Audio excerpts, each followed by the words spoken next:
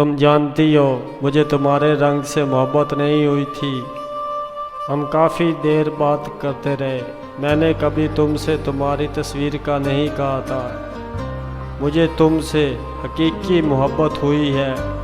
میں نہیں جانتا تھا کہ تم کیسی دکھتی ہو کیسی نہیں۔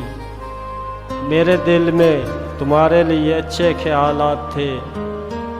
میں سوچتا تھا کہ تم بہت پیاری دکھتی ہوگی، چاند سا چہرہ، چیل سی آنکھیں، ابشار جیسی زلفیں، پھول جیسا ہونٹ، اور میں اپنے خیالات میں درست تھا۔